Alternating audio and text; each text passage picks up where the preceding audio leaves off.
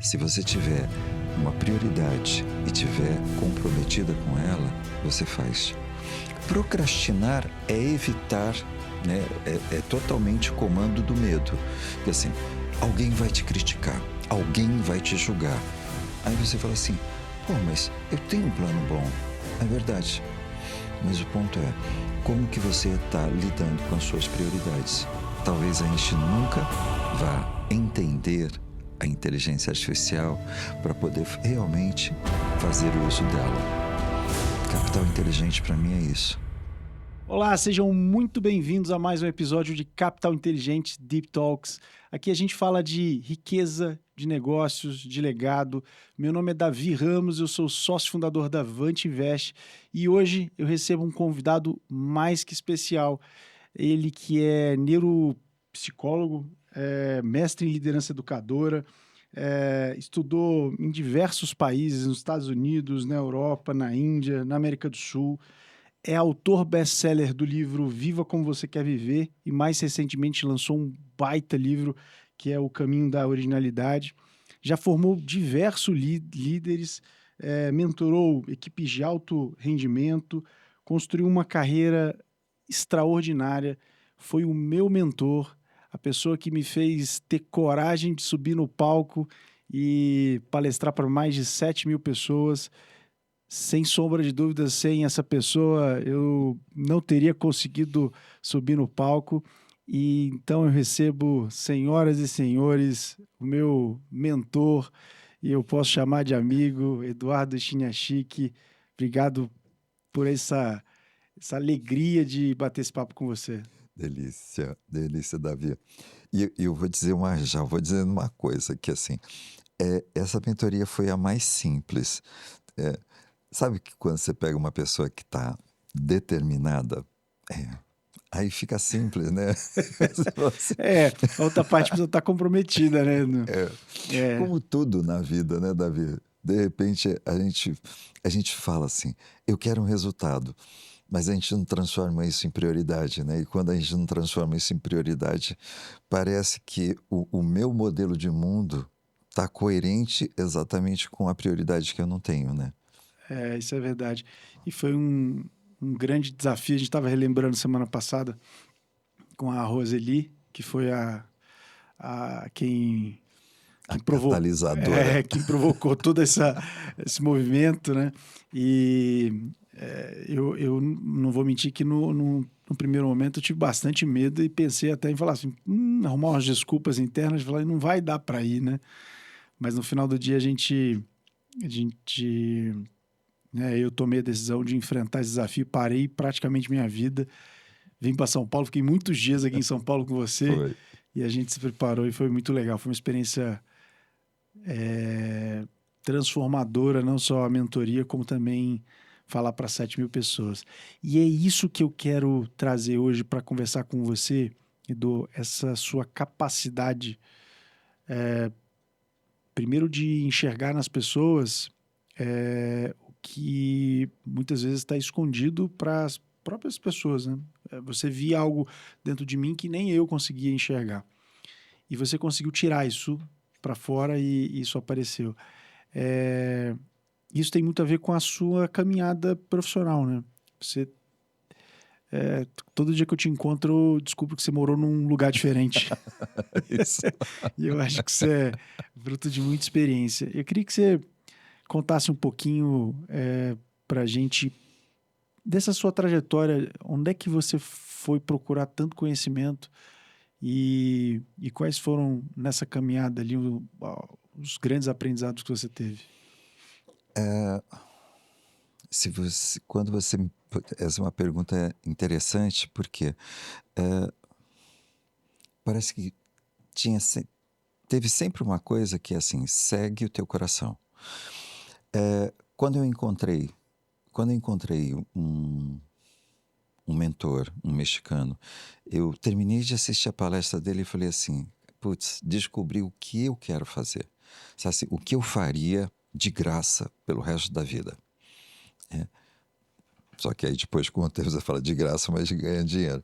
Mas aí eu cheguei e perguntei pro Otávio, né, falei assim: E aí ele falou assim: é o seguinte, eu topo ser o seu mentor, mas a diferença é que eu moro no México e você mora no Brasil, né? E na época a gente não tinha WhatsApp, essas coisas todas. Então, o que que eu fiz? Eu fui me embora para o México. E aí, quando você fala assim, eu jogava futebol aqui no Brasil, e aí você fala assim, como que você se sustenta então lá, né? E aí o Otávio era o preparador psicológico da seleção mexicana e dos Pumas mexicanos. O que que eu fiz?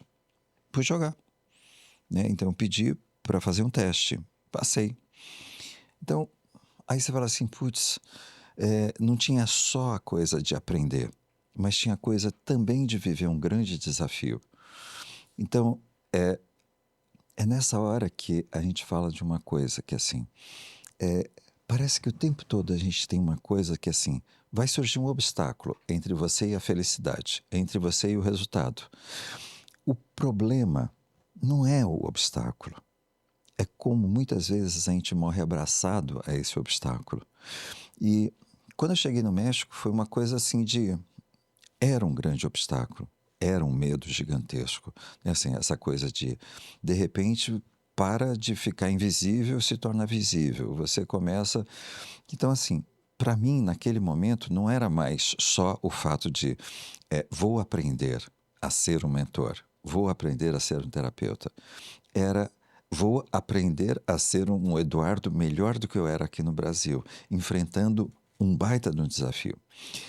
Quando, quando eu me machuquei, é tão interessante essa coisa, né, da mente, né? Eu tinha, eu, quando o joelho estourou, por um momento eu fiquei feliz. Sabe quando você fala assim, acabou, então, assim, acabou o desafio. Agora eu não tenho mais o que fazer. Então, é essa hora que eu entendi como que, ao longo da nossa vida, às vezes a gente está tão dentro da estratégia do medo que a gente não se dá conta de que é ele que está no comando. Mesmo quando a gente está fazendo a coisa que você fala assim, era isso que eu queria fazer. Mas é isso que a gente faz de um modo errado. Quando eu volto para o Brasil, eu vou morar em Maceió, e de Maceió eu vou para a Itália, e da Itália eu vou para a Índia, e da Índia eu vou para a Bélgica, da Bélgica eu vou para Paris. E aí eu começo a fazer uma coisa que é assim: é encontrar pessoas. Acho que tem uma. Quando você fala riqueza, negócio, legado, hoje, inevitavelmente, eu falo de uma coisa que assim: se você ficar fechado, você não tem nem riqueza, nem negócio, nem legado. Então, assim, aprender a abrir portas, aprender a gerar relacionamento, aprender a se mostrar para o mundo foi o meu segundo grande desafio. Por quê? É aquela coisa que a gente olha e diz assim: quantas pessoas talentosas que nós conhecemos que elas não vivem, né, o que o talento poderia oferecer para ela. Assim, quantas pessoas poderiam estar fazendo muito dinheiro e, por medo, essa pessoa está com o pé no freio e não no acelerador. Então, quando a gente estiver falando, né, e por isso que eu adoro tanto essa expressão do seu livro, capital inteligente, né, porque em algum momento a gente fala de um capital burro.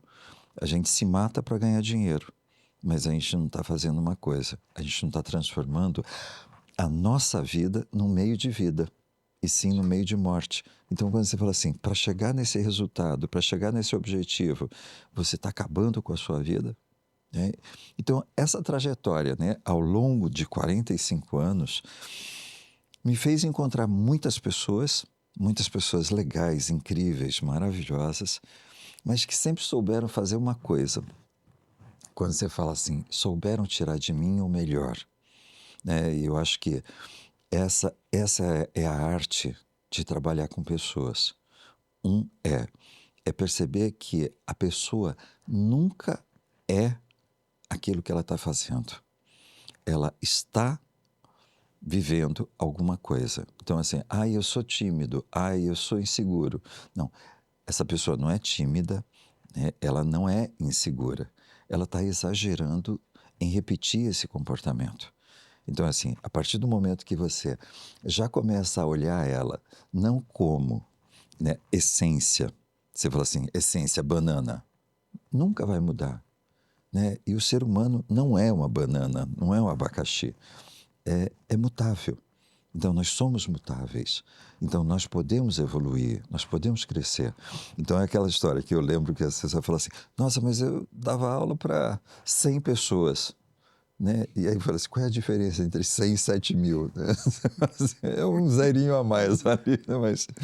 Mas é essa coisa, né? Que aí você fala assim, é mutável.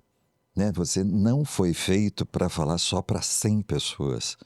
Né? Você foi feito para falar para 1.000, para 7.000, para quantas forem. Mas o limite não é quantas pessoas, é quantas pessoas eu acredito que eu sou bom para falar. Pra falar. E o medo, ele realmente ele é um dos maiores desafios ou barreiras para que a gente possa... a verdade é que essa caminhada de escrever livro, de estar mais presente né, da gente aparecer mais, veio de um desejo lá de trás. E aí, quando a oportunidade aparece, a gente se sabota através do medo, eu acredito. Porque a gente tem medo de falhar e a gente já... de verdade, eu pensei algumas vezes em negar o convite da palestra. E quando a gente coloca isso no campo da racionalidade, a gente fala, poxa, mas não era isso que eu pedi a Deus? Eu pedi que eu tivesse público, eu pedi que eu tivesse palco, eu pedi que eu tivesse esse lugar. E quando ele chega, eu tenho medo. Mas eu acho que o medo, ele é ok. O que a gente tem que saber é atravessar esse medo, né? Eu acho que... E esse foi, acho que é um dos maiores aprendizados que eu tive com você esse pouco período que a gente ficou, né? A gente ficou alguns meses mais próximo. E, Edu, o seu último livro, ele fala do poder da originalidade, né? E eu acho que é muito por aí essa questão da gente, às vezes por conta do medo, a gente deixa de ser quem a gente é. Eu sou um cara comunicativo, eu sou um cara que gosta de falar, de conversar, sabe disso.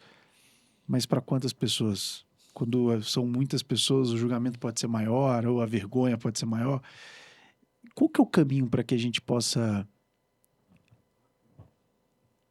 ter essa essência e continuar tendo essa essência, não abandonar ela? Eu uso uma metáfora dentro do livro que é comprar um sapato lindo, que a gente fala assim, nossa, todo mundo vai amar. Só que esse sapato, ele não tem o nosso número. Mas aí a gente compra porque a gente fala assim, nossa, eu vou arrasar com esse sapato. E a gente compra com a ilusão de que vai lacear. E é isso que a gente acaba fazendo na nossa vida. Em algum momento, a gente começa a se adaptar a uma situação, a se adaptar a uma ideia, a se adaptar ao medo. E quando a gente vai se dando conta, a gente foi se moldando a caminhar pela vida com um sapato apertado, um sapato desconfortável. Então, quando a Ao gente... ambiente também, né? Ao ambiente, né? Então, por exemplo, lendo o seu livro, eu digo assim, putz, quantas pessoas, né? Quantas pessoas elas vão criar uma ideia de que elas nunca vão chegar ao resultado que ela deseja. Ela vai ter que trabalhar o resto da vida. Então a gente fala assim, é verdade, porque essa é a crença, né? A vida, caminhar pela vida tem que ser difícil, tem que ser sofrido, né? Então a gente tem que sofrer ao longo dessa caminhada. E a gente vai perdendo exatamente essa referência. Eu sou o Criador, eu sou a referência. Então, assim, hoje eu estava numa mentoria, eu estava falando assim, nunca crie a referência do futuro pelo seu passado, né? Porque o passado que a gente teve, ele não é nem de perto o presente que nós temos, nem o futuro que nós vamos ter. Mas muitas vezes a gente fica preso demais ao passado, às coisas que não funcionou. Então, assim, sabe o que é? Eu investir. Isso é um comportamento do ser humano em geral. Isso. Ontem, Por incrível que pareça, eu estava relendo o capítulo 14 do livro Mais Importante para o Investidor, do Howard Marks, que eu estava preparando uma aula para dar. A gente está estudando esse livro, e ele fala: o mais importante é saber o que a gente não sabe. E ele estava falando das previsões do mercado financeiro, né? Que as previsões normalmente elas erram. Normalmente. E quando ele acerta, ele erra a próxima. Porque na verdade ele acertou porque ele insistiu ou no pessimismo ou no otimismo, né? No movimento do mercado.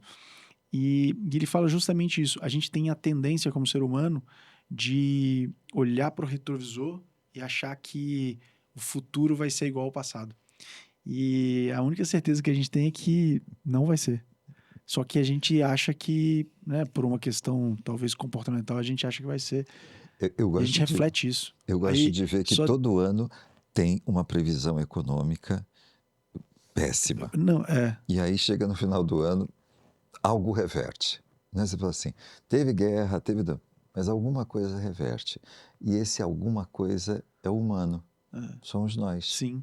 Né? Que assim, temos essa capacidade de reverter o que parece impossível em algo que seja possível. Sim.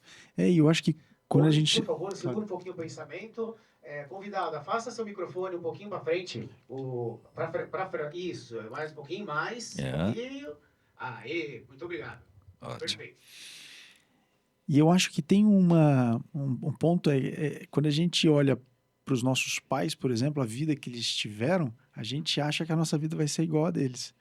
E se a gente não tem a capacidade de distinguir de que a nossa vida ela pode ser completamente diferente dos nossos pais, a gente se limita a isso, né? É tão interessante quando a gente para e começa a perceber que às vezes a gente não adequa essa comparação. Né? Então, assim, lá atrás existia uma forma de fazer. Né? Hoje a gente tem um outro jeito de fazer, com um tempo menor. Então, se a gente estiver falando assim, na época do meu pai, do meu avô, não tinha celular. Então tinha uma velocidade. Aí você fala assim, nossa, mas na época do meu avô era. Mas também levava mais tempo para a gente fechar um negócio. Né? Que ele fala assim, agora você, pum. Então a gente fala assim, as estratégias mudaram. Então, assim, comparar com algo que aconteceu no passado é injusto, porque o grau de dificuldade que existia lá não é o grau de dificuldade que nós temos hoje. Mas isso não significa que seja melhor. Não é? Significa que, na época, o nosso avô ele não tinha que lidar com uma pressão de 5 segundos para tomar uma decisão. Aí vem o celular, vem o WhatsApp, e aí você diz, fechamos ou não fechamos? Aí você diz o quê? Sim, não. Né? Então, assim, é essa pressão que talvez os nossos pais, os nossos avós não tiveram. E aí a gente olha e fala assim, ai, porque... Não, isso assim, por isso que é injusto a comparação, porque a gente olha e se diz assim, ai, eles viviam bem, né? Não, tinham outros desafios. Mas aí a gente fala assim, nossa, quantas coisas legais que a gente tem aqui. Mas tem os seus desafios também. Então, é só para a gente ter essa percepção. A forma como nós vamos mudar essa dinâmica fala de uma coisa que é o seguinte: nós temos a amígdala cerebral, a área do medo no cérebro, que é a área do estresse. Então, quando a gente estiver falando assim, quantas coisas hoje, né, se você estiver olhando para dentro do seu espaço, né, dentro de investimento, olhando avante, quantas coisas hoje existem, variáveis que existem para aumentar a instabilidade, a insegurança e o medo de quem vai investir. Então, a gente está falando de uma coisa que, assim, se em algum momento eu estou ativando a minha amígdala cerebral, significa que o medo começa a fazer uma coisa que é inibir a minha área da sabedoria, o meu córtex pré-frontal. Então, assim, falta clareza. Por um momento eu não consigo planejar. Por um momento eu não consigo tomar uma decisão. Aí você olha e você fala assim, mas Por quê? Porque por um momento a gente está sendo comandado pelo medo. Aí você diz assim, como que você faz? A primeira coisa usa no cérebro uma coisa que a gente fala que os atletas fazem. A gente repete tantas vezes a operação que na hora da pressão você já não pensa, você só executa. Isso é, você não tira o seu sábio do comando. Então aí agora você fala assim, você é capaz de fazer uma aplicação com toda a segurança, com toda a garantia, porque Fiz várias vezes. porque você fez várias vezes, porque você tem clareza, você tem planejamento, você tem uma tomada de decisão estratégica. Agora, a maioria das pessoas olha para isso e diz o quê? E agora? E se eu perder esse dinheiro? É igual subir no palco, né, Edu? Isso. Então, Você sobe no palco quantas vezes no ano, Edu? Mais de 200. mais... Então, por isso, né, quando o pessoal... Eu brinco com isso, que o pessoal fala assim, sabe, depois que passou das 2.000 palestras, eu já não penso muito mais. Eu ainda penso um pouquinho, viu? Semana passada subi no palco, eu dei um friozão na barriga, viu? Mas você percebe que é treinar exatamente a sua parte sábia. Então, assim, lembra? O medo vem do desconhecido também? Isso. Então, assim, se você não conhece o que você vai fazer, então, assim, lembra? Quando a gente estava trabalhando, filma, mostra, É verdade. olha, revê, veja, né? Assim, a sua postura, a forma de falar, a forma de olhar, a forma de... Ok. Então, quando você não tem consciência do que você está fazendo, lógico, você não está ativando a sua parte sábia. Então, lógico que você vai ativar a sua parte instintiva de sobrevivência. Então, e o que é que a gente faz quando está nessa área da sobrevivência? Fica tenso, né? Agora, por um momento, a gente congela, por um momento dá branco, por um momento... Então, significa que não ficou claro o que é que a sua parte sábia tem para fazer. Então, é assim, se você pegar, olha, você vai treinar assessores para entrar na Avante. Uhum. Você fala assim, esses caras têm conhecimento, ok, mas eles não são bons. Aí você fala assim, como assim, Du? Os caras são bons, mas os caras têm conhecimento, mas não são bons. Porque eles ainda são comandados pelo medo. E se não der certo? E se eu fizer uma besteira? E se? E se? Então, assim, a gente vai ver que tem muitos profissionais que têm conhecimento, mas eles não são bons, porque eles são comandados pelo medo. E assim, pela falta de clareza. E aí, quando você olha, você diz assim... Mesmo sendo bom tecnicamente. Mesmo sendo bom tecnicamente. Aí, por exemplo, eu me lembro que na época era a época do Master, né? Era. E aí você falou assim, não dá. Tava para estourar. Acho que não, já tinha estourado já. Aí você falou assim, cara, mas assim, era evidente que não ia, né? Aí você falou assim, cara, quando alguém está oferecendo demais, significa que tem alguma coisa ruim por trás, errada. Mas você percebe que... um longo período, né?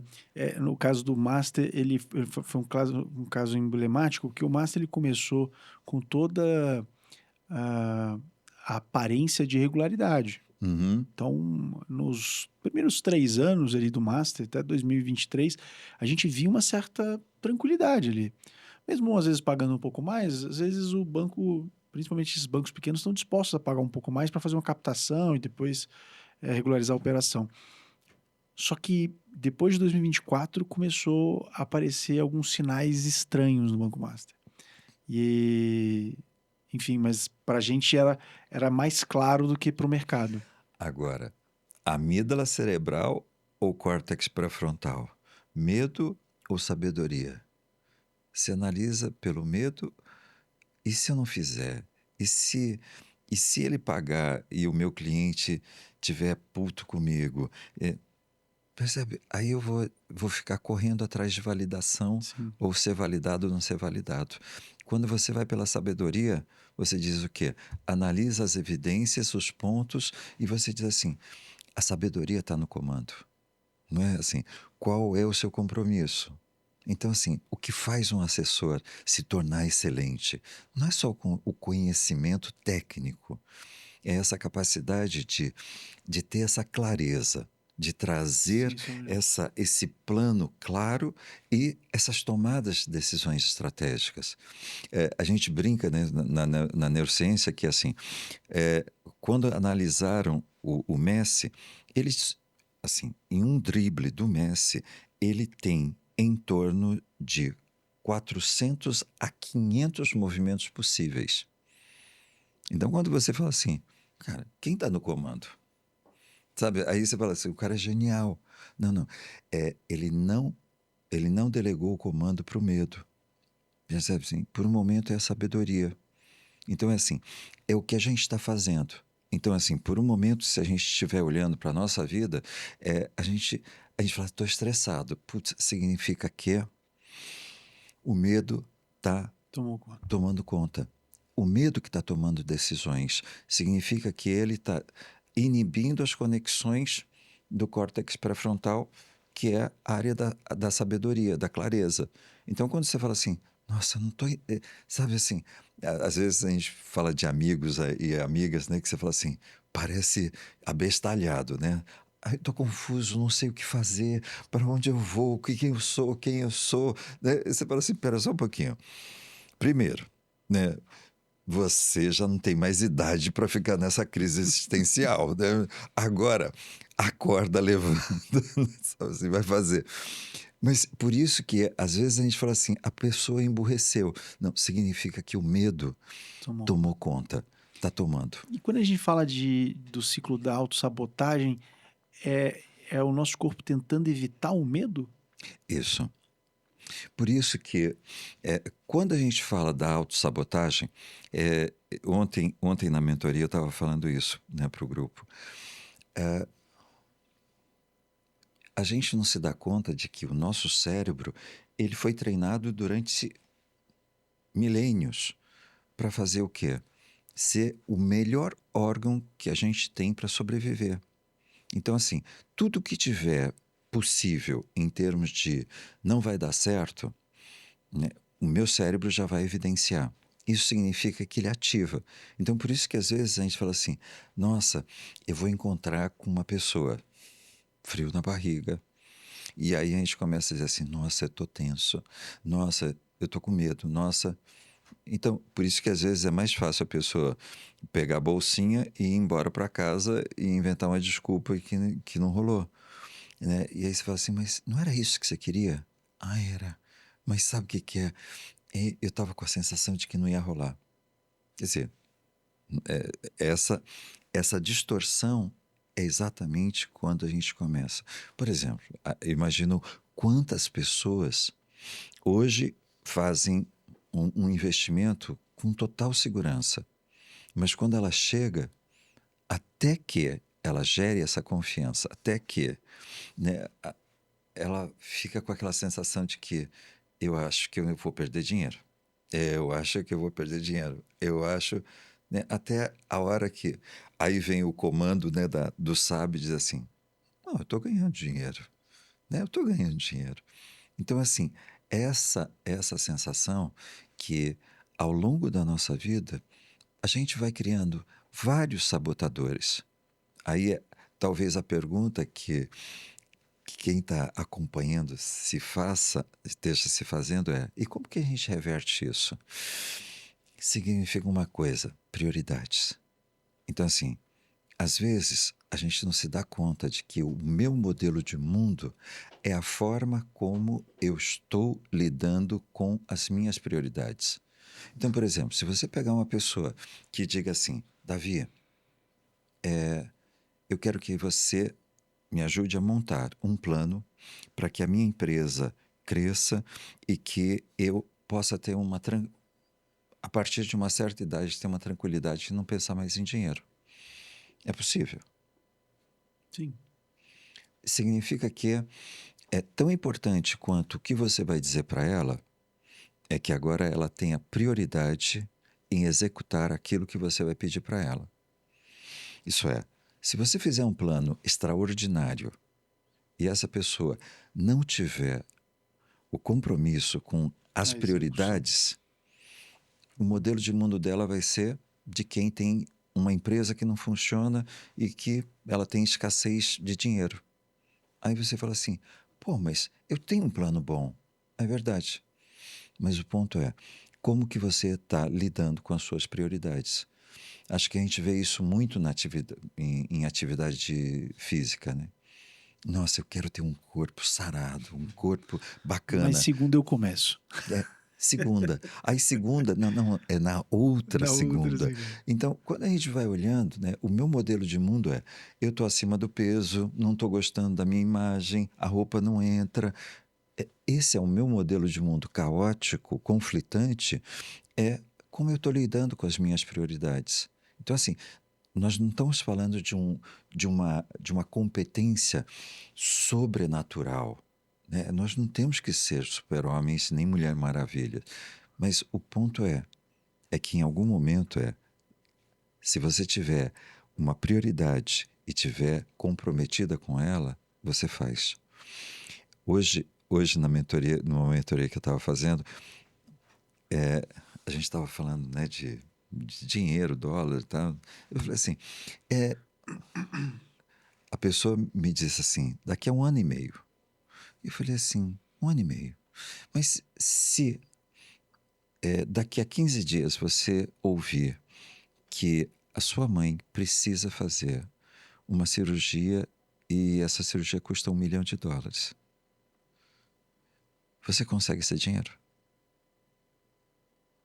Aí ele olhou e disse assim, lógico. Aí você fala assim, mas por que você tem que esperar 1 ano e meio? Você percebe quando a gente fala assim, é que se você diz assim, agora a gente está falando de vida ou morte. Agora eu estou falando de vida ou morte de um sonho. Né? Agora eu estou falando de vida ou morte de algo que é muito importante a gente estar vivendo. Então, por isso que muitas vezes a gente vai se permitindo matar um sonho antes de ele ter direito de existir. Porque simplesmente a gente não se comprometeu. Né? Não tratou isso como prioridade. E Edu, você tem experiência globalmente, assim, você já viu em outros países. Isso é um comportamento que tem em todo ser humano, independente da nacionalidade, ou aqui no Brasil, por exemplo, o brasileiro, ele tem alguma tendência a ser mais procrastinador ou não? Isso é uma coisa do ser humano. É do ser humano. Se você chegar na Itália, se você chegar nos Estados Unidos, você vai ver que esse comportamento de delegar para o medo, de delegar para a sabedoria, está presente lá. Né? A gente olha, né, você fala assim, coisas que a gente está vendo hoje, né, que você fala assim, nossa, pelo amor de Deus, quantas coisas absurdas, né, que você fala assim, nem deveria ter iniciado, mas iniciou. E quando você fala assim, lembra quando eu falo assim, por um momento ao invés de eu ter lidado com o obstáculo e ido e caminhado em direção a um resultado satisfatório, eu fico abraçado dentro do obstáculo. Então a gente está olhando para um mundo que tem guerras que a gente não sabe nem por que começou e nem por que ela nem acabou. E a gente está falando do quê? Né, assim, pessoas ditas inteligentes abraçadas a um obstáculo, mas ninguém está propondo solução. Então, quando a gente fala assim, se a gente estiver fazendo isso com a nossa vida, significa que tem sofrimento assim mais pesado, né? Que a gente fala assim, o que faz com que você que goste tanto desse obstáculo que tenha mais valor do que o resultado? E por incrível que pareça, nesse livro, o Howard Marks dá um exemplo falando que o mundo é comandado por pessoas que aí são as piores, é que não sabem que não sabem. Ou seja, nesse caso de guerra, o pior é as pessoas acharem que sabem o que estão fazendo, mas na verdade elas não sabem. Então a gente se coloca, né? A gente deixa o destino das nossas nações na mão, muitas vezes, de políticos que infelizmente acham que sabem o que estão fazendo, mas... É tão interessante que ontem a gente estava numa conversa, né, de Guerra Santa. Né? Quando você fala assim... Eu vou te mandar esse capítulo desse livro. Mande. É sensacional ele. Aí a gente fala assim, Guerra Santa, né? Você fala assim, tinha uma agenda oculta, que na verdade essa guerra, o menor motivo era o religioso, né?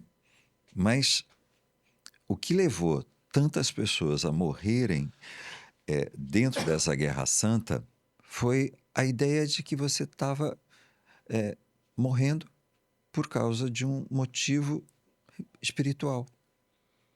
Mas quem estava fazendo a guerra, o motivo não era espiritual, o motivo era econômico.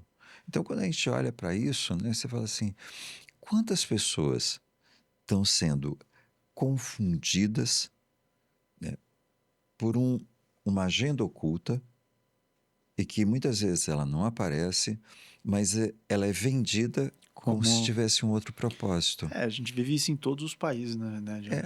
Então, quando a gente estiver olhando isso, é legal a gente parar, né, e se perguntar também. Sabe assim, eu estou seguindo uma agenda oculta, né? Quando você fala assim, agenda oculta estou me borrando de medo.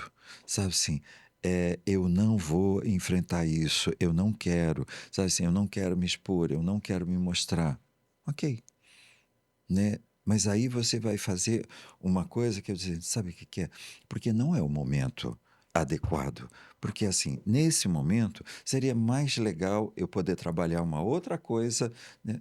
Então, a gente fala assim, é incrível como nós também geramos esse auto-engano para que a gente comece a fazer uma coisa que, assim, nós deixamos de fazer muitas coisas porque lá, assim, nessa agenda oculta, a gente se sente até mesmo envergonhado de estar colocando elas como algo que tenha prioridade na nossa vida. Eu certamente não teria falado, porque eu estava com medo de palestrar lá para a Rosília. Eu teria inventado uma outra desculpa para não ir. Mas você percebe que aí entra uma coisa que é assim, esse não seria o executivo Davi Ramos, esse não seria o fundador da Avante, né? Porque é aquela história, se você está passando por uma situação, uma crise, você não abandona a Avante, né? Não. E você não abandona os seus clientes. Você percebe que, assim, quando você se propôs, você fala assim, nossa, tem uma turbulência gigantesca, mas não faz parte, né, do seu valor abandonar. E eu comentei esses dias que é um aprendizado, obviamente, que a gente teve, que eu tive nesse processo. Depois eu fui olhar o meu passado e eu tive vários comportamentos muito parecidos com esse, né? Que a nossa vida não é fruto das circunstâncias que aparecem, né? Porque as circunstâncias a gente não controla, mas a nossa vida é fruto, na verdade, das decisões que a gente toma diante das circunstâncias que aparecem na nossa vida. E essa circunstância, né, ou pode-se dizer oportunidade ou desafio que apareceu, literalmente apareceu. Eu não pedi para a Roseli isso, né? Simplesmente apareceu e eu podia ter tomado duas decisões. Uhum. Ir ou não ir. E o fato de eu ter ido, eu não tenho dúvida que mudou a minha trajetória profissional. Mudou a minha visibilidade. Hoje eu vou em Natal, muitas pessoas me conhecem em Natal. Eu fiz amigos lá em Natal. Outras palestras já aconteceram por conta disso, ou seja, gerou muita visibilidade e autoridade, mas poderia não ter gerado se eu tivesse parado no medo, né? Então, eu acho que essa reflexão ela é fundamental. E um outro aprendizado que eu tive a gente precisa se preparar para fazer as coisas. Não dá para chegar e fazer na tora. Não, bater no peito. Não, eu vou lá e falo, pode deixar. Não, a gente precisa se preparar para tudo na vida. Seja para uma reunião, uma pequena reunião que você vai fazer com o cliente, de revisão de carteira no nosso caso, ou uma mentoria. Tenho certeza que todas as reuniões que a gente fez, você se preparou antes. Eu sei que você se preparou porque tinha sempre cafezinho também, tinha pão de queijo. Imagina, se tem pão de queijo e café, você se preparou também para a reunião. Então, eu acho que ter esse cuidado de se preparar faz a gente se colocar naquela posição e perder o medo. nesse caso específico da palestra, eu falei assim, eu vou chegar 2 dias antes da minha palestra lá, porque o evento era de 3 dias. Na verdade, eu ia palestrar no segundo dia e acabou que minha palestra foi pro terceiro dia. E depois eu comentando com um colega lá, eu falei assim, cara, eu me vi no palco várias vezes durante esse evento. Antes de eu subir no palco, eu já tinha subido várias vezes, porque eu me imaginava, falava, eu vou fazer isso, isso. Ou seja, quando eu subi no palco, para mim já era natural aquilo ali. É como se eu tivesse realmente dado aquela palestra algumas vezes. A gente gravou várias vezes, a gente adaptou, mexeu e tal. E depois ficou muito natural. Então, acho que o preparo, a decisão, né, de enfrentar esses desafios é um ponto crucial num sucesso de uma carreira ou de um profissional. Né? Você sabe que, lógico que a gente cresce, a gente evolui. No meu início de carreira, tinha uma coisa que é o seguinte, eu ia sempre fazer seminários, todo final de semana eu estava dando seminário. E eu falava para mim mesmo que assim, eu não gosto de preparar, eu gosto de sentir as pessoas e aí com as pessoas que estão lá eu desenvolvo. Isso significava que ia ter sexta, sábado, domingo de inferno, né? Porque não era uma coisa relaxada, divertida, era sempre uma coisa, e agora? O que eu vou fazer agora? O que eu vou inventar? Então, assim, às vezes a gente vai criando um hábito de conviver com a nossa estratégia de medo. Então, assim, parece que aí a gente começa a dizer assim, sabe o que é que funciona muito bem sob pressão? Quando, né, a gente está sob pressão. E a gente começa a inventar várias outras formas de dizer, né, é o medo. E a gente não se dá conta que a agenda oculta se você se torna assim, se você usa essa estratégia, você não cresce, você não se torna referência, você não se torna autoridade. Você sempre vai ficar dependendo de uma coisa, que assim, é como se você estivesse terminando dizendo assim, sobrevivi.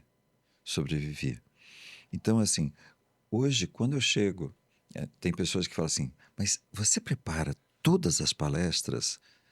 Assim, tem um briefing de 1 hora, em que eu vou saber exatamente o que é que as pessoas sonham em ter naquela palestra. E aí eu fico várias horas trabalhando em cima dessa palestra. Aí eu vou buscar um vídeo, vou buscar uma imagem, vou buscar... Assim, para quê? Assim, é porque naquele momento quando eu chegar lá, aí às vezes a pessoa fala assim, você quer que tenha um retorno? Você quer que deixe o computador para você acompanhar? Eu falei, não, tá bom, tá super de boa. Pode deixar o computador lá, eu vou passar né, com o passador. Mas isso significa que eu conheço, né? Você Eu se sei preparou antes. exatamente o que é que vai ter lá. Cada palestra você tende a adaptar para o público que você está vendo. É uma coisa que eu falo que é o seguinte, e é isso que você traz, né? Quer dizer, você se prepara para uma reunião. Quando você estiver se preparando para uma reunião, quem são as pessoas que estão lá. Total. Então, assim, não adianta você trazer números para um número de pessoas que não querem números, eles querem evidências, eles querem... Ok. Então, assim, cada grupo, Público eu tem um sempre, tipo. eu sempre digo que, assim, é muito importante que quando a gente esteja diante desse público, ele possa dizer assim, ele está falando comigo. Tá assim, então, assim, é poder utilizar parte do que foi falado dentro do briefing para que eu possa entender quem são as pessoas que vão estar lá. Porque a partir do momento em que eu sei quem são as pessoas que estão lá, eu posso falar qual é o sonho, qual é o desejo, quais são os obstáculos, o que ele está vivendo, o que ele está passando, né? E eu posso criar uma solução muito personalizada, direcionada. Né? Edu, você...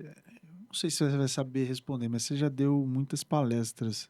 Você não tem ideia de quantas palestras você já deu, né? Mas foram mais... Se a gente imaginar, ao longo de 45 anos, vamos colocar aqui 40, 40 anos, porque os primeiros anos a gente fala assim, foram fraquinhos. Se a gente estiver falando numa média de 150 anos, 150 palestras ano. Aí, ó, 6.000 palestras.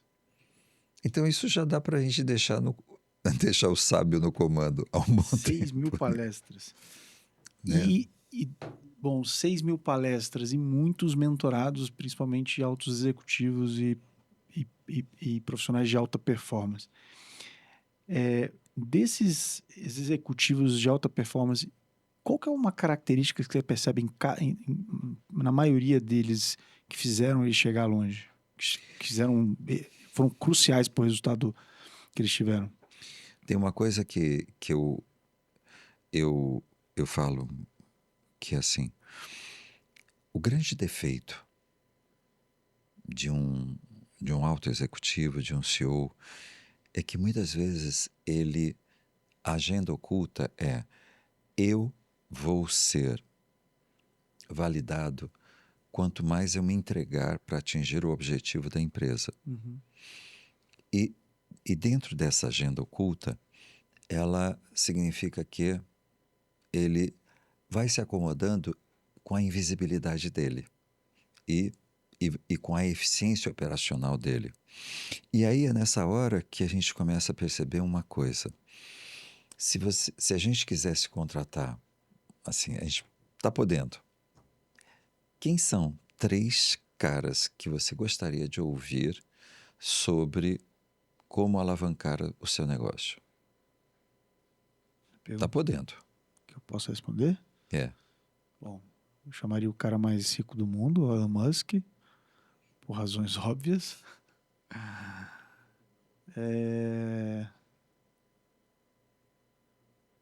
Só como alavancar o negócio, né?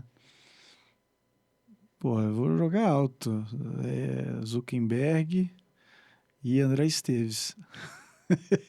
Para implementar uma coisa que os outros também não têm. Se bem que não, eles não têm. Você percebe que a gente está falando que esses caras, o valuation pessoal é maior do que o valuation da empresa?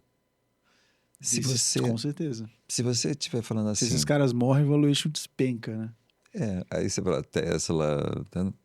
Agora, assim, se a Tesla quebra, se SpaceX quebra, você sabe que o Elon Musk é capaz de levantar um outro negócio mais Sem mirabolante do que esse é o desafio, né? Então, assim, quando você vê um profissional que ele tem um compromisso de aumentar a sua presença, de fazer com que o seu talento faça a diferença e aumente a visibilidade dele, significa que ele aumentou o valuation. E quando ele usa isso como aumentei o meu valuation, eu consigo aumentar o valuation da empresa que eu estou. Então, quando você pega a história do Jack Welch, ele sai da GE, vai para General Motors, e aí você fala assim, o que fez com que ele fosse tão importante? Porque ele foi... o valuation dele na GE era tão alto que quando ele entrou na General Motors, levantou, mesmo numa época em que a General Motors estava em crise. E aí você diz o quê? A chegada dele traz o quê? Traz confiança, competência, talento, brilho, genialidade. E aí você fala assim, quantos profissionais a gente está olhando e que estão perdidos dentro do operacional e se esqueceram de fazer uma coisa que é, pensa, né, assim, pensa em como ganhar dinheiro. Pensar como... então eu vou fazer contato. 2, 3, 4. O meu networking. Vou participar de um evento. Aí você fala assim, você não está preso no operacional. Nesse momento estrategicamente, a sua presença é a extensão da sua empresa. Então é nesse momento que a gente vai ver. Executivos de alta performance são aquelas que cada vez mais usa o seu talento para conectar o mundo àquilo que ela está fazendo. Então, por isso que eles são eu gosto de pensar que eles são grandes empreendedores, que é definição de empreendedor para mim. É aquela pessoa que transforma onde ela está no melhor lugar para alavancar o seu projeto, o seu sonho. Então aí você vai olhar, você fala, pô, o Elon Musk, né? Aí o Elon Musk vai e ele entra dentro de um nicho e quando você vê, puta, né? Abriu. Né? Você pega Mark Zuckerberg. Putz, parece que cada vez mais você fala assim, o cara tem um faro para fazer dinheiro, né? Assim, ele vai fazendo o quê? Eu acho que essas pessoas, todas essas que eu falei, elas têm um faro, na verdade, para resolver problemas. Que às vezes a gente nem sabe que a gente tem e ela consegue resolver esse problema. E no final do dia, esse problema a gente vai remunerar elas por ter resolvido, né? Então, é esse momento que você diz assim, essas pessoas te traz soluções que você nunca imaginaria que você teria acesso. Então, quando você olha, você fala assim... Esse é um termo que... Esse ponto que você trouxe, ele é um termo que está sendo muito discutido recentemente, que é o dono colocar a cara a tapa, né? Uhum. Que é o founder-led growth, né? Que eles falam. E eu acho que é isso mesmo, é o dono da empresa fazer o valuation da empresa crescer por conta do valuation próprio dele, né? Exato. As pessoas não querem se comunicar com empresas, elas querem se conectar com pessoas e não com empresas, né? Se você parar e disser assim, ó, você vai contratar 10 assessores bons. Uhum. E se você sair no mercado para conversar com 10 pessoas, quem fatura mais?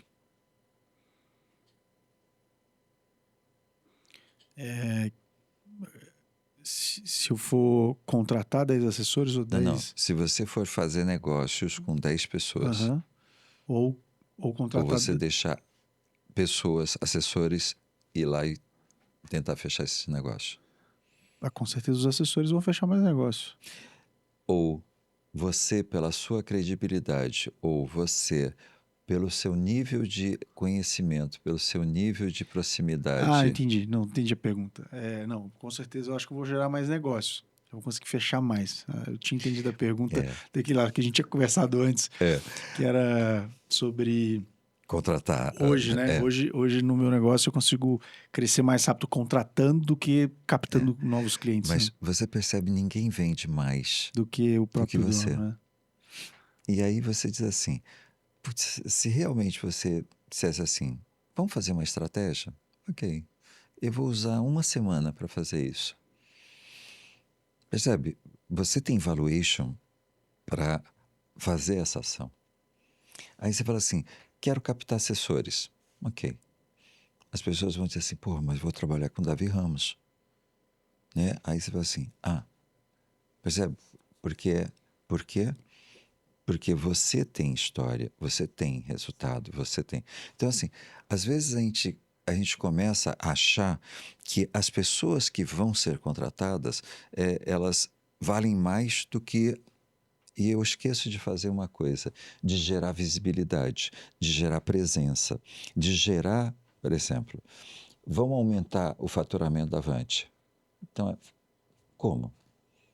Aumentando também o tempo em que você vai gerar interação com pessoas que ainda não são clientes. Aí você fala assim, por quê? Porque essa presença é diferente de um assessor. Fazendo um paralelo com, assim, com a forma como as empresas elas ganhavam autoridade, elas faziam isso através de grandes celebridades. Então, você tem vários exemplos, né? Teve vários artistas pegam grandes marcas, vai para ali o Faustão e, né, Domingão do Faustão e faz aquela marca se aproximar e ganhar o selo de autoridade daquela celebridade. Só que o mundo mudou muito. O mundo, com as redes sociais, a gente democratizou a comunicação. Antes a comunicação ela era presa em nas grandes emissoras e nos grandes jornais. Com as redes sociais, você deu um alcance e a democratização para que todo mundo pudesse se expor. E se todo mundo pode se expor, eu posso me expor.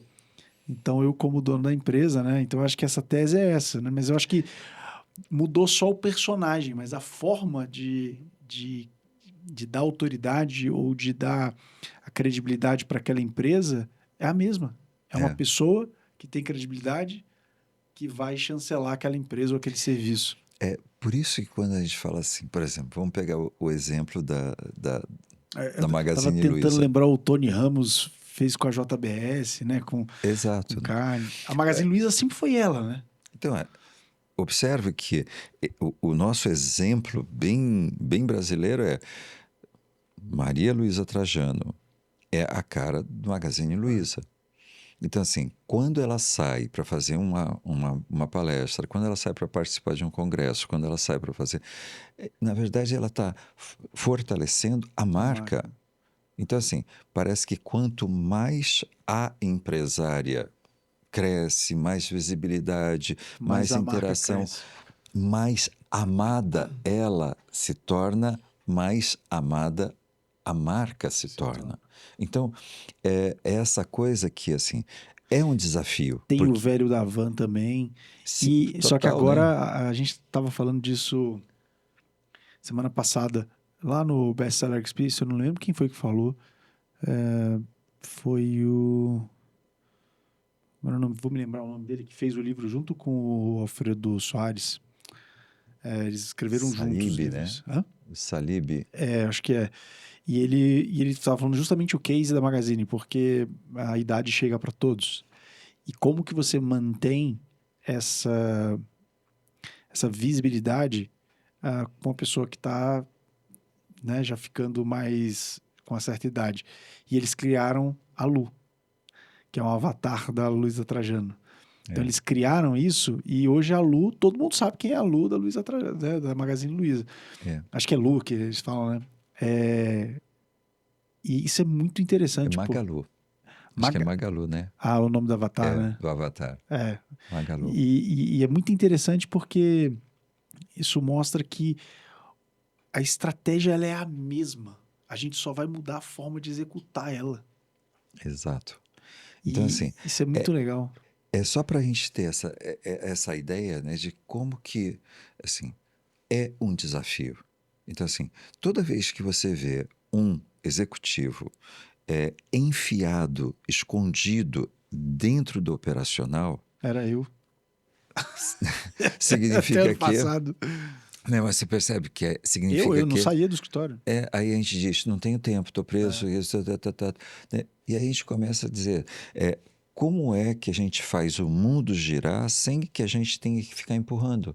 Né? Assim, como que assim, essa fórmula? Né? Isso assim, agora você tem um papel mais importante, por exemplo, hoje você tem um papel mais importante na Avante do que você tinha um ano atrás.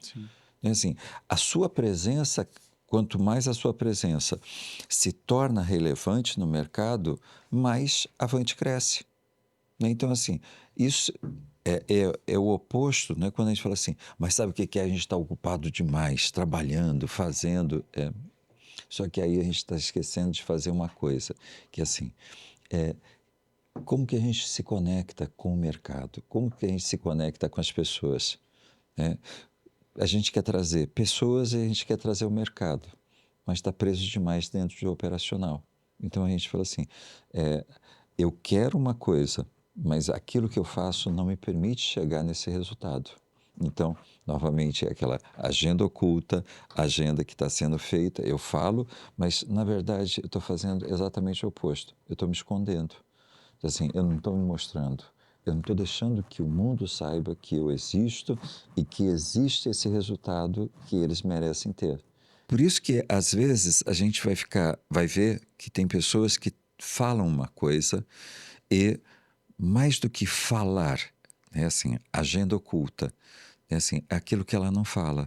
Então, é o medo, assim, ela muitas vezes ela não está gerando essa visibilidade, muitas vezes ela está presa dentro do operacional por medo. Né? Assim, medo de sair, medo da crítica, medo do julgamento, medo de não estar à altura, medo de não corresponder, medo... Então, quando a gente vai olhando para isso, né, assim, parece que o discurso é bacana, só que tem uma agenda oculta lá dentro que não permite que esse resultado aconteça. E uma das outras coisas que eu vejo, isso eu acho que é um problema muito corriqueiro, né, nas pessoas, que é a falta de resiliência, ou a procrastinação, né? A procrastinação, acho que ela talvez seja um pouco mais fácil de ser resolvida, mas a falta de resiliência, ela é brutal, principalmente quando a gente fala de empreendedorismo, de você empreender, porque o resultado, ele é lento, né? Eu brinco que todas as minhas empresas, elas não decolaram antes de 5 anos, todas. Todos os meus projetos, depois do 5º ano, ele decolou. Isso aconteceu com a minha empresa de comunicação, a M9 Comunicação, aconteceu no turnaround que eu dei na pousada, né, na pousada Camelot. Depois do 5º ano que a gente conseguiu realmente, foi um tempo de maturação de investimentos que a gente tinha feito, de equipe e tudo mais. E, de novo, na Avante foi a mesma coisa. A Avante completou 5 anos em dezembro do ano passado, ela está com 5 anos e meio, ou seja, e a gente completa 1 bi agora. E a gente sabe que no mercado tem uma zona de arrebentação ali, que é o tamanho do escritório, que até ali é difícil até pagar as contas.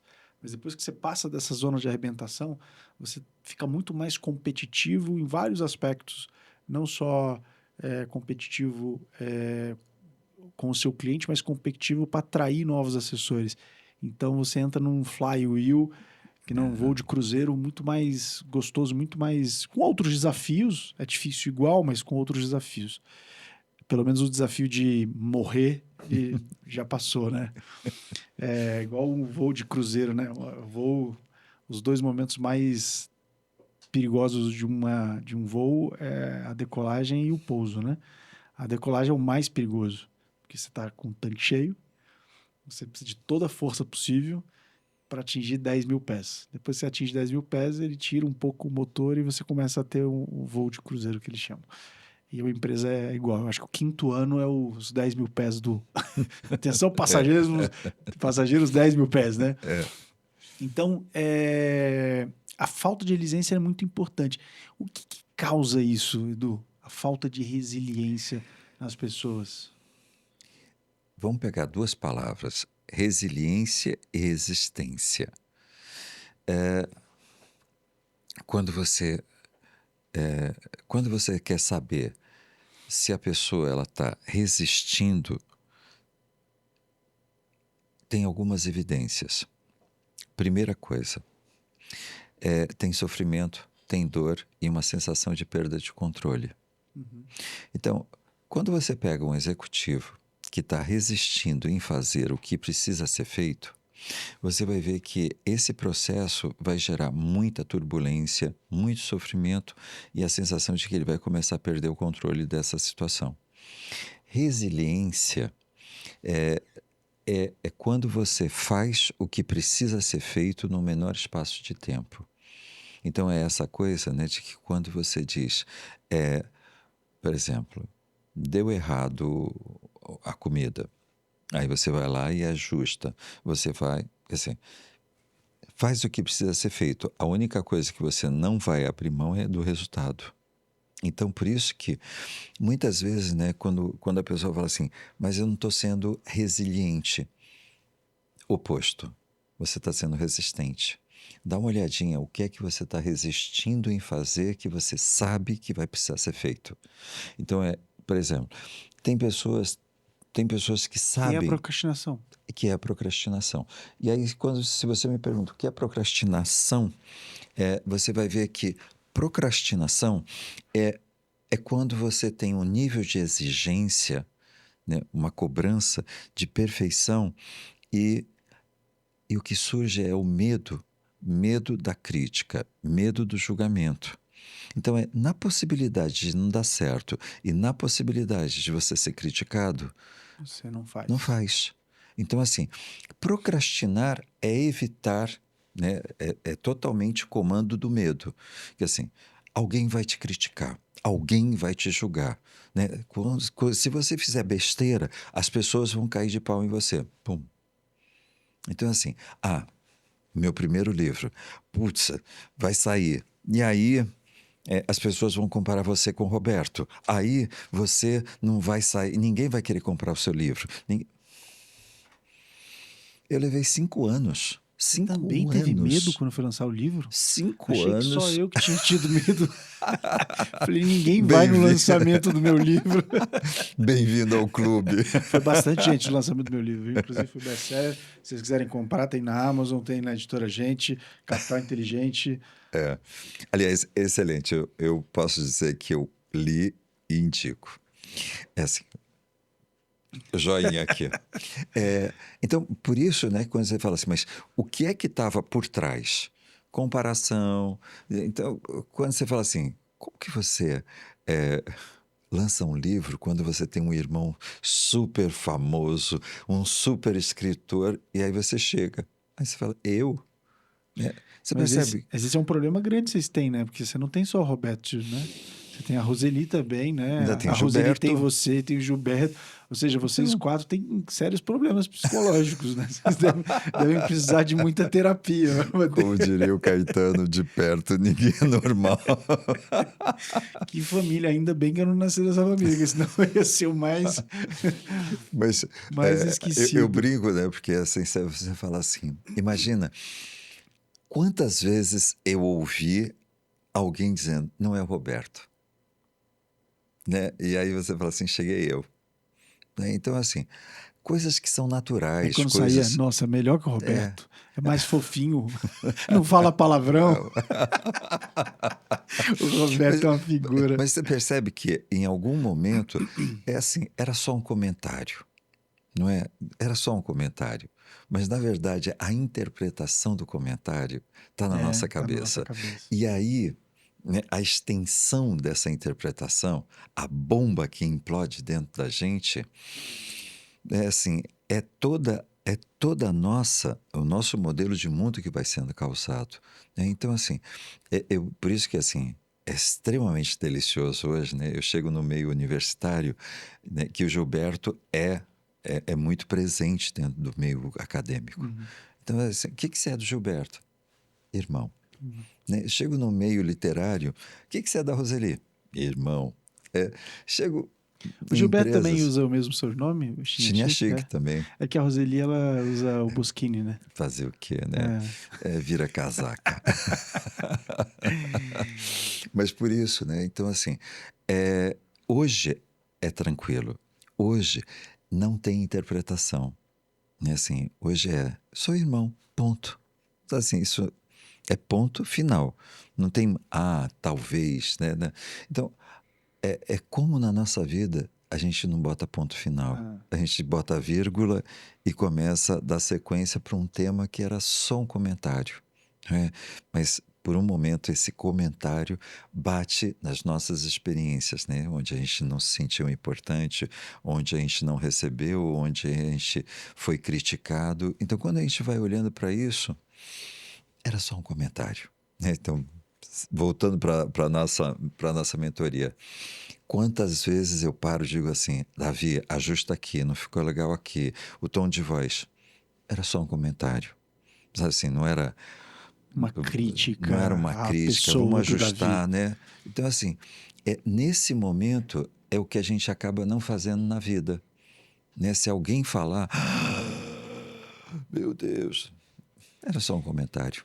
E Edu, você sabe que quando eu criei o projeto do podcast, o primeiro nome que estava na lista era o seu, como primeiro podcast, né? Por razões logísticas, esse vai ser o 5º ou 6º episódio. Porque com a nossa mentoria, eu contratei, né, a mentoria, a gente não se conhecia, a gente se conheceu via videoconferência, né? E aí depois a gente fez, acho que a primeira e a segunda via videoconferência, depois eu vim aqui para São Paulo. comer pão de queijo com goiabada. Eita, nós. Essa é a melhor parte da mentoria, viu? Porque a gente toma muita chicotada, então, brincadeira. Mas eu contratei achando, pô, eu vou aprender técnicas de palco, técnicas de palestra, narrativa e tal. Mas, na verdade, o que a gente conversou durante 90% dos nossos bate-papos foram justamente comportamentos. Uhum. Como que eu ia estar no palco, qual que era a minha função ali, né? Qual que seria a minha entrega no palco? Por que que eu merecia estar no palco e não outra pessoa? Ou seja, eram coisas muito mais comportamentais e coisas que estão de psicologia do que técnicas. E muitas vezes, como profissional, eu leio livros técnicos, acho que como poucas pessoas. Eu leio muitos livros técnicos e poucos comportamentais. E um dos livros técnicos que tem mais comportamento que eu já li é justamente esse do Howard Marks, o mais importante para o investidor. Ele fala algumas coisas técnicas, mas 90% do livro ele é comportamental, porque investir é comportamental. E nós, como profissionais ou como empresários, enfim, a gente às vezes foca muito no técnico, só que o que está travando a gente é o nosso desenvolvimento como pessoa. Então, quando eu quis trazer esse podcast como primeiro, eu falei, cara, isso aqui, primeiro de tudo, vamos falar disso aqui. Isso aqui é a coisa mais importante, que é o nosso desenvolvimento como pessoa, né? E eu tô com 40 anos, vejo você que ainda está se desenvolvendo como pessoa. Todo dia que eu te encontro, você está diferente. E várias pessoas que já têm muito sucesso, elas nunca param de se desenvolver, né? Então, isso é muito legal que eu trouxe aqui. Queria trazer isso para quem está nos assistindo. E Edu, você teve uma passagem pela Índia também, né? Eu tenho muita curiosidade. Você é uma pessoa, além de muito desenvolvida, você também é uma pessoa espiritualizada. A Índia, ela trouxe essa... Foi de lá que você trouxe essa espiritualidade ou não? Ao longo da minha vida, isso era, vamos dizer assim, já fazia parte do meu caminho, né? A minha mãe era uma pessoa muito religiosa, de muita fé. E ela sempre passou isso pra gente de modo simples, né? Não era nem essa coisa de ir à missa. Então, às vezes, eu tenho amigas que são religiosas de congregação e às vezes eu fico até meio tipo, putz, né? Não sei bem quando que a gente levanta na missa, quando que a gente vai, né? Mas tem essa coisa da espiritualidade bem presente. Mas a coisa da Índia foi uma coisa muito especial porque quando eu cheguei na Índia, eu cheguei num momento de turbulência. Então, assim, e eu fui para meio que vamos espairecer, vamos ver uma coisa diferente, uma coisa. E quando eu cheguei lá, eu conheci um mestre indiano que ele era nômade. Então, assim, ele estava sempre em movimento dentro da Índia. Mas ele tinha feito uma opção de parar. Então, foi muito fácil eu chegar nele. E aí, esse mestre, ele, ele foi muito acessível. E junto com isso, ele foi muito paternal. Então, aquela pessoa que dava umas chapuletadas, mas de uma forma muito amorosa, né? Então, isso fez com que, assim, eu tivesse um olhar muito diferente para situações do cotidiano. Então, ele dizia muito essa coisa, né? Assim, se você quiser desenvolver sabedoria, olhe para a vida. Olhe para as coisas que estão acontecendo ao seu redor, né? Ali você vai encontrar muita sabedoria.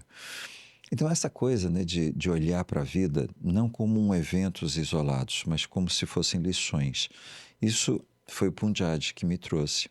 Nessa mesma época, eu já... Punjab, que chama? Punjab, né? Ou Papadi, como eles também. Mas aí, tinha uma coisa que era muito, assim, eu também já seguia o Osho. E o Osho era uma efervescência de amor. Então era uma coisa assim incrível, né? Porque ele falava muito para o coração, muito para a alma. Então esses dois mestres, eles estiveram muito presentes na minha vida quando eu morei na Índia. Então assim, um era a expressão de amor, o outro era uma sabedoria assim de acolhimento de vida. Então assim, quando os dois morreram, assim, a Índia ainda hoje é assim. Eu tenho um mestre lá, que é o Deepak Bai, e aí assim, é especial voltar para a Índia, porque a Índia eu sinto casa, né? Eu sinto que tem pai. Sabe quando a gente tem história de pai, a gente fala assim, é como quando você fala de Alagoas, de Maceió, né? Você fala assim, porque ali tem história de família, né? Então, assim, para mim a Índia é isso. É um país que merece ser visto, ser vivido, assim, pela diversidade, pela beleza, pelas histórias, né? Quando eu entrei no Taj Mahal pela primeira vez, eu entrei como se fosse um palácio, né? E aí levou 21 anos para ser construído e era o mausoléu da mulher amada. E o centro, né? O centro do Taj Mahal é exatamente o túmulo dela. Então, quando você vai vendo, né, que você fala assim, nossa, que história de amor, Que história, né? né? É uma história de amor. Então, assim, é, quando você vê histórias de 4.000 anos, né, você fala assim, gente, 4.000 anos? Né? A gente está falando de uma coisa que você fala, putz, a gente tem história de 500 anos aqui, a gente está achando que é história, né? Então, a riqueza é muito grande. Então, se a gente estiver indo só pelo fato histórico, a Índia é muito rica. Quando você vai para acompanhar o movimento, né, o movimento espiritual, por exemplo, tem o Kumbh Mela, que você vai reunir quase 1 milhão de pessoas numa peregrinação espiritual. Né, assim, de todas as religiões, eles vão para um único lugar para tomar banho. Aí você fala assim, a gente tem água em casa, né? Não, mas é que naquele momento, naquela data, né, assim, tem uma confluência, então, assim, tem uma bênção diferente, né? Então, assim, a diversidade de pensamento, né, que por um momento abre. Então, coisas inusitadas do tipo, a gente estava andando e de repente aparece dois homens nus andando no meio da rua. Aí eu lembro uma piada do Chico Anísio, né, quando ele falou assim, porra, porque o cara, ele não usava cueca, aí ele vinha correndo, aí era xilep, xilep, xilep, xilep, veio essa piada, né? Aí eu olhei, eu falou assim, e aí o pessoal não olha. Sabe assim, não é assim, É não. normal as pessoas... Por quê? Porque essas pessoas, elas abriram mão de todas de Bens todos materiais. os bens materiais. Muitas vezes eram pessoas muito ricas que simplesmente saíram com uma tigelinha e a única coisa que eles usam é isso.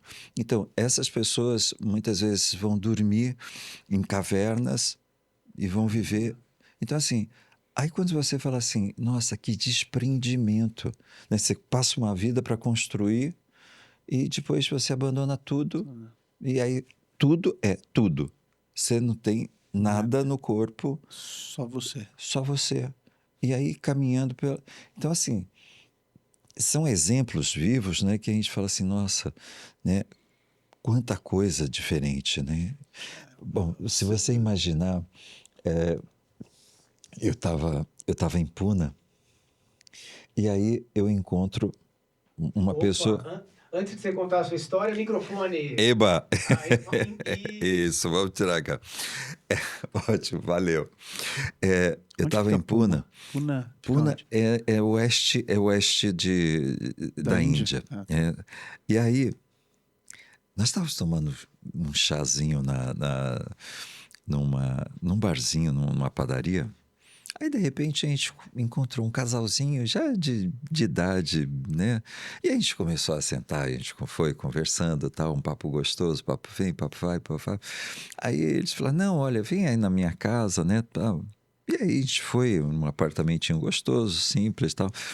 E aí a gente fez uma amizade super legal, e uma pessoa, então a gente ia para dentro do ashram, né, da comunidade espiritual do Osho, a gente ia, saía, saímos para jantar, tal.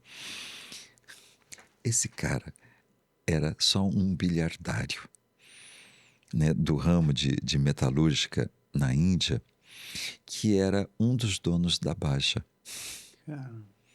E aí quando você olha, sabe, você olha assim, aquela pessoa normal, simples, né? Aí um dia ele estava falando assim, sabe que eu comprei o DC-3 que o Osho usava, né? Um dia apareceu lá e eu fui lá e comprei. Assim, um lembrete, uma lembrancinha, um DC-3. Sabe quando você fala? Então, assim, o diretor do hospital... DC-3 o avião, né? O DC-3 é um avião, O Osho tinha um DC-3? Tinha alguns. E tinha alguns Rolls Royce, algumas limusines. Então era uma... Aí, eu estava no hospital em Bangalore, e aí o diretor é um grande amigo. O diretor do hospital é um grande amigo. Aí ele falou assim, nossa, hoje eu estou chegando atrasado, né? E aí a gente foi para a sala dele. E aí, assim, ele pega, acende incenso, leva flor, e aí ele bota a comida no oratório, tá? E aí ele começa a agradecer o dia, agradecer.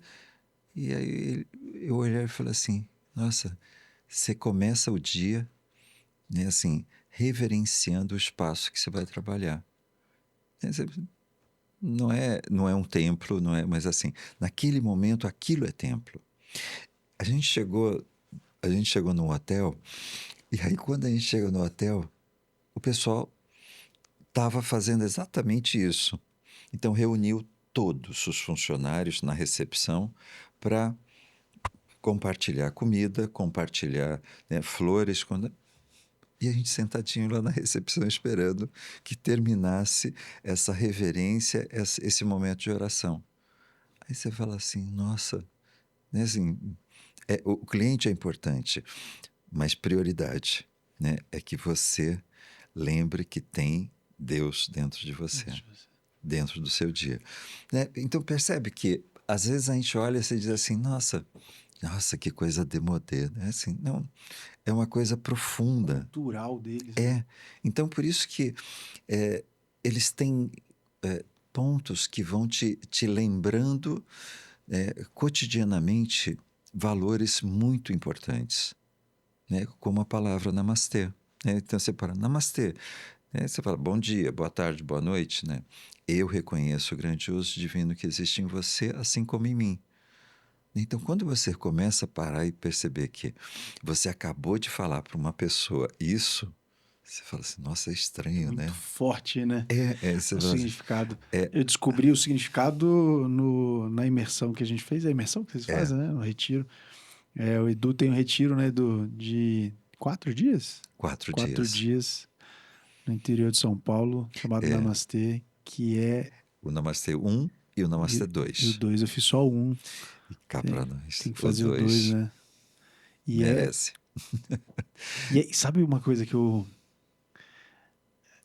refleti depois que eu saí de lá?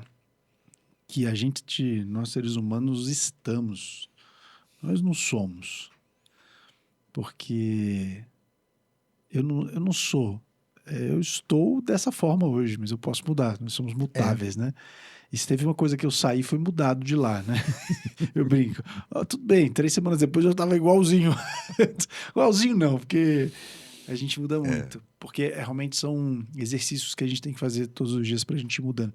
Mas realmente é um estado de amor que a gente sai de lá que eu nunca tinha experimentado. É impressionante o impacto que esses 4 dias reunidos ali têm. É muito legal. Eu fiz em abril desse ano, né? Acho que foi abril desse ano. Abril. Foi espetacular. Não consegui fazer o 2 porque questões de agenda, mas vou fazer no próximo. Acho que ano que vem deve ter o 2, né? Ou esse ano vai ter? Tem esse ano ainda. Esse ano? Aí, pronto. Tem esse ano. Dependendo da minha agenda, vou fazer com certeza. Prioridades, né, Edu? Prioridade. Prioridades. Muito bom. Edu, acho que agora o pessoal que está assistindo a gente está entendendo o quão profundo é o que a gente está falando aqui, que vem muito da sua experiência na Índia. Depois num outro episódio que a gente já está indo para o final desse, eu quero saber depois da sua experiência lá com os índios nos Estados Unidos. Qual que era a tribo? Cherokee? Cherokees, né? E é muito legal que o Namastê, ele tem várias... Você trouxe um pouquinho de todas as experiências que você teve ao longo dessa sua trajetória para o Namastê, então a gente acaba entrando em contato. A gente não pode falar o que acontece lá, né? A gente é proibido, assina contrato e é torturado se fizer, né? Principalmente isso. Mas assim, o ponto de tudo isso é que toda essa... eu acho que em tudo que a gente faz é sempre autobiográfico, né? Assim, você como dentro da Avante, como uma pessoa que sabe cuidar é autobiográfico, né? Porque assim, tem a sua história, a forma como você lidou, a forma como você investiu, a forma como... Quer dizer, a gente vai colocando muito da gente dentro daquilo que a gente faz. E assim, e talvez esse seja o segredo, né? É quando a gente traz muito da gente e não muito dos eventos passados. É diferente porque a gente traz a lição, a gente traz a sabedoria das coisas que funcionaram e que não funcionaram, né? E que, por um momento, a gente está trazendo para esse momento de agora. E não os eventos, né? Ai, que saco, porque eu tomei um tombaço e não devia ter... Esse evento, agora você pode aprender com isso, né? E a gente traz. Então, por isso que, assim, para mim, é tão natural pensar de forma autobiográfica, né? Assim, o que foi que funcionou para mim, para minha vida? Construiu exatamente o Namastê. Né? Então, é essa coisa, né, de que a gente fala assim, é que, teoricamente, o que funcionou para mim pode funcionar para muitas outras pessoas. Então, porque tem uma essência dentro disso. Não é simplesmente um conjunto de exercícios. Assim, agora é um processo. Então, quando a gente está dentro desse processo, ele se torna muito amplo. E acho que como tudo na nossa vida. Legal. Edu, tem uma parte desse podcast que eu chamo de Momento do Café, que é uma pergunta que eu faço para o meu convidado, é o seguinte: se você pudesse convidar qualquer pessoa, viva ou morta, que você conhece ou que você não conhece, para tomar um café, pudesse convidar, você teria lá meia hora de café com ela. Quem seria essa pessoa? Que pergunta você faria para ela? E qual que você acha que seria a resposta? Olha, você sabe que tem duas pessoas, assim, a parte das pessoas que eu já encontrei na minha vida. Mas tem duas pessoas que eu sinto um certo fascínio. Gandhi e Luther King. Eu adoraria esse café, assim, de perguntar como que a gente se mantém tão fiel, né, às nossas prioridades e valores. Porque acho que esses dois representaram exatamente isso. Assim, que tinha prioridade e que tinha valores. Foram fiéis a eles. E eles foram tão fiéis e isso produziu tanta mudança, tanta transformação, né? E acho que esse é o grande poder. E qual que seria a resposta deles? Talvez a coisa, a resposta talvez fosse amor. Essa coisa quando a gente tem presente exatamente esse compromisso de vida. Cara, muito engraçado, sabe por quê? Essa pergunta eu faço para todos os meus convidados aqui e alguns, a maioria chama uma pessoa, você chamou outras, mas a resposta é fazer com amor. De todos eles. Que engraçado, né? A maioria gostaria de tomar café com Jesus Cristo. E a pergunta é o que queres de mim? Ou né, como eu faço as coisas? Faça com amor. Engraçado, né? Mas é verdade, eu acho que é o amor que move, né? Move o mundo, na verdade, né? Eu tive um professor que falava de qualidade, né? Então, como que a gente processa a qualidade, como que a gente, né, assim, dentro de processos organizacionais. A gente passou 3 meses estudando processo, técnica, né, teoria. Quando terminou, ele virou e falou assim, vocês querem saber o que significa qualidade? Aí a gente falou assim, gente, depois de 3 meses, né, você vai dar o pulo do gato agora, no último momento. 3 né? meses a gente falando sobre isso. Qualidade é quando você faz com amor. Aí você fala assim, é isso, né? Mas acho que é isso. Quando a gente pensa em Jesus, a gente vai pensar, foi feito com qualidade, né? Foi feito com amor. Foi feito com amor. Né? Acho que tudo, né? No nosso negócio, a gente cuida das pessoas porque a gente ama as pessoas e a gente está cuidando do patrimônio delas. Então a gente faz com muita responsabilidade. E eu brinco, né? A gente bateu R$1 bilhão sob custódia. Eu brinco, não é um número, mas o que acho que mais impacta a gente é a quantidade de famílias. São mais de 3 mil famílias que confiam na gente para poder cuidar do patrimônio. Isso é muito mais representativo do que qualquer número, né? Então, mas é porque a gente faz com amor, né? Antes de tudo. Confiança e entrega, né? Se você imaginar, né, que essas pessoas estão entregando o futuro delas para você cuidar, né? O futuro e o passado, né? Porque é a construção da vida dela, né? Muitas ali estão entregando a aposentadoria, estão entregando 20, 30 anos de trabalho, estão entregando a escola dos filhos, dos netos. Então, assim, é realmente muito, muito legal. Edu, e para finalizar, uma última pergunta. O que é capital inteligente para você? Eu gosto do capital burro. Uma coisa que me surpreendeu nas nossas conversas foi quando você disse que é fazer o dinheiro trabalhar para. Então, às vezes, a gente fica tão preso dentro dessa coisa de tem o quê, que às vezes a gente se esquece de qual é o plano, né? O que realmente pode ser feito. Então, para mim, capital inteligente é quando a gente está fazendo de forma inteligente essa preparação para o nosso futuro. Isso é, o futuro que nós queremos. Então, qual é o plano? Legal. Então, qual é a sacada inteligente? E essa hora que acho que a inteligência artificial está aí para mostrar isso para a gente. A gente sabe que tem um monte de possibilidades, né? A gente pode fazer zilhões de coisas com a inteligência artificial. Mas talvez a gente nunca faça nada. Por quê? Porque talvez a gente nunca vá entender a inteligência artificial para poder realmente fazer uso dela. Capital inteligente para mim é isso. Assim, talvez a gente saiba que isso é possível, mas talvez a gente nunca vai fazer porque a gente não sabe, né, como fazer. Então é aquela história. Às vezes eu tenho uma arrogância de não aceitar que eu não sei que não sei. Né? E essa hora que se torna um capital burro. Né? Você tem e muito provavelmente você vai perder.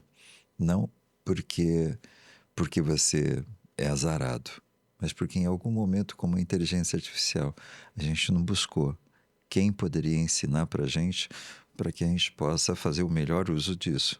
Né? Muito bom. Senhoras e senhores, estive hoje conversando com meu amigo, mentor, escritor, palestrante,